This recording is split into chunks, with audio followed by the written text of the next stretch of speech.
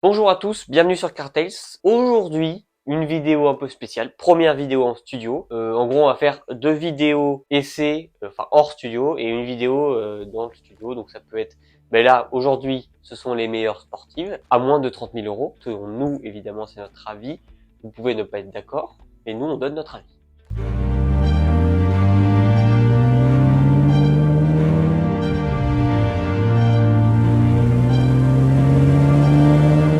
Donc, premier véhicule, le BMW Z3, voiture assez mythique. On peut partir sur le Z4 un peu aussi, mais c'est un peu plus cher. Il existe en roadster ou en coupé. C'est un cabriolet, un petit cabriolet vraiment très sympathique, de 4 à 6 cylindres. Il fait de 115 à 250 chevaux, donc on peut avoir de la patate. Un petit cabriolet, comme j'ai dit, 2 places, propulsion, c'est boîte manuelle, donc ça, s'il vous plaît, arrêtez la boîte auto, c'est affreux, merci. Ça, c'est une voiture vraiment plaisir, un peu comme la MX-5 qu'on va vous montrer juste après. C'est une voiture un peu plaisir et mythique aussi, parce que il faut savoir que elle a été la voiture de James Bond dans un film de James Bond, justement. Donc ça crée aussi un mythe, tout ça. Et puis, c'est quand même une voiture belle. Enfin, je veux dire, c'est quand même sympathique. Puis c'est BMW, ça envoie de la patate. On peut la trouver aux alentours de 20 000 euros pour un bon état. Et ce qui est vraiment correct pour une voiture comme ça, 20 000 euros. On passe sur un de mes véhicules favoris, ma marque favorite même, Toyota. La Toyota GT86 ou, si vous avez de la chance, une GR86 qui est la suite de la GT86. Et la GT86, elle reprend la base de la Trueno AE86 qu'on va essayer de mettre à l'écran, je pense là, oui, qui sera là. Une vieille Toyota des années 80. Il y a un célèbre dessin animé japonais où il a cette voiture et il met des claques à des Mazda RX-7.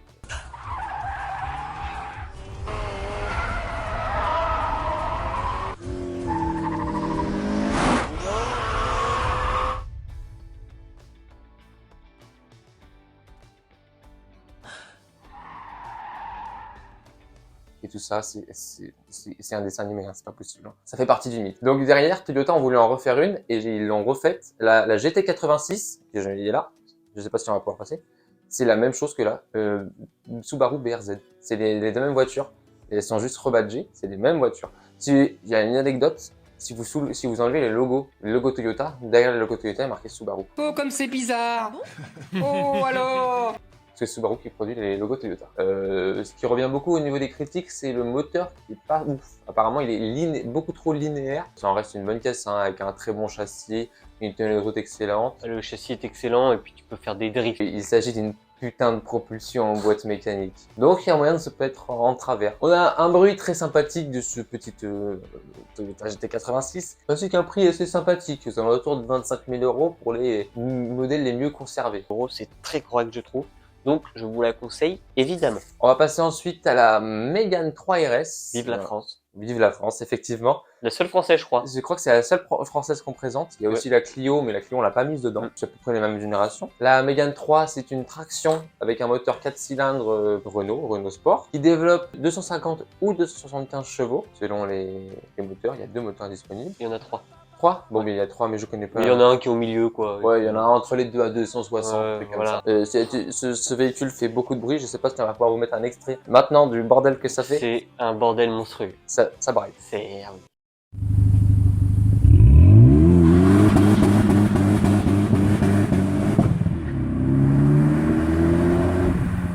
quelque chose. Une française qui nous fait des voitures de sport. Il y a beaucoup de compétitions avec la Golf. La Golf, il y a un peu dans les virages. C'est des voitures qui tiennent la route. Hein. Bon, peut-être les Golf un peu moins, mais c'est des voitures qui tiennent la route. Une voiture très amusante qui fait le 0 à 100 en 6 secondes tout pile et qui se trouve aux alentours des 20-25 000 euros en bon état et sans trop de blanc. Donc on passe tout de suite à une voiture que j'apprécie énormément, une voiture que je compte acheter dans ma vie. C'est la Mazda MX-5, une voiture que j'ai essayé auparavant et je suis tombé amoureux littéralement de cette voiture. Évidemment, Mazda MX-5, tout le monde connaît à peu près, c'est une voiture mythique, un cabriolet aberrant. Déjà dans les années 90, il y a une version qui a beaucoup marqué, celle avec les feux qui se montent, la Mazda Miata. Là, c'est la dernière Mazda MX-5 qu'on peut avoir à moins de 30 000 euros.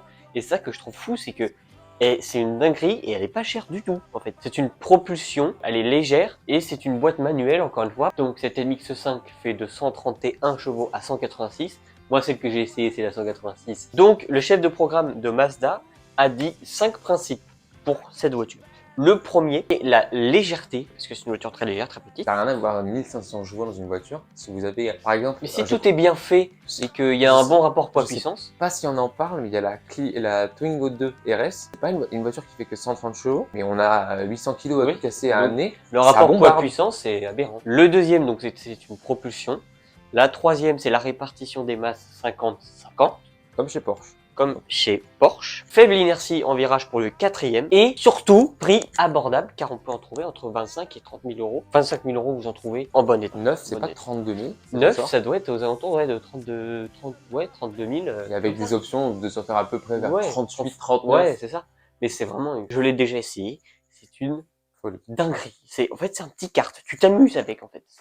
En plus, c'est cabriolet, donc, moi, j'adore ça. Les cheveux au vent. Les cheveux au vent, voilà. Non, mais vraiment, moi, j'aurais ça dans ma vie. En tout cas, je le sais, j'aurais ça. Voilà. On passe désormais à la Hyundai i20N. Donc là, en fait, ils ont pris une voiture qui est la Hyundai i20 et ils en ont fait une i20N. Voilà. Comme avec la 308, ils ont fait une 308 GTI. Voilà. C'est le même principe. Une essence 1,6 litre turbo qui développe 204 chevaux. C'est une traction. Elle a 275 Nm de coupe. Elle fait le 0 à 100 en 6,2 secondes.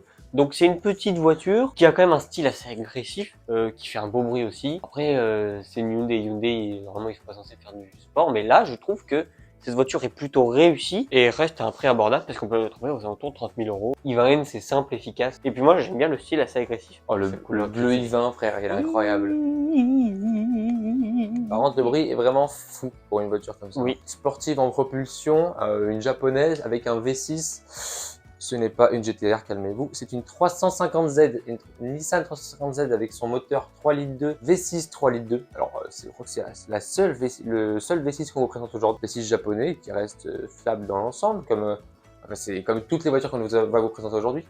Ça reste fiable du moment qu'on l'entretient. Une voiture qu'on saccage, on tape à froid dedans, forcément, on va dire la voiture est pas fiable. Une voiture, ça s'entretient, donc ça reste fiable si on l'entretient bien. Un moteur atmosphérique, du coup un V6 atmosphérique de 280 chevaux. Ça fait un petit peu de bruit quand même, un bruit de V6 très reconnaissable. Alors, au niveau de ce qu'on peut trouver, alors là il y a le tout. On peut trouver des modèles avec le volant à droite, par contre, aux alentours moins de 10 000 euros. Attention, moins de 10 000 euros, c'est des voitures qui ont vécu, hein, elles sont pas loin de 200 000 bornes. Si c'est bien entretenu, ça peut se trouver. Il y a beaucoup de voitures qui driftent beaucoup dans les ronds-points, etc. Donc ils sont problème mécanique. Si vous voulez une voie avec le volant à gauche qui est plus compliqué à trouver, vous pourrez en trouver entre 20 25 000 euros, 30 000 pour les moins kilométrés et en meilleur état. Pour finir, nous allons vous présenter une voiture que vous allez voir dimanche prochain. Vous allez pouvoir voir une voiture assez sympathique. Il s'agit d'une Mitsubishi Lancer Evolution. Et là, je vais vous parler de la Evo 7. La Evo 7 est un poil moins chère que la Evo 8. La Evo 8, on la trouve aux alentours de 35 000 euros, 30 000 euros, mais c'est compliqué à trouver.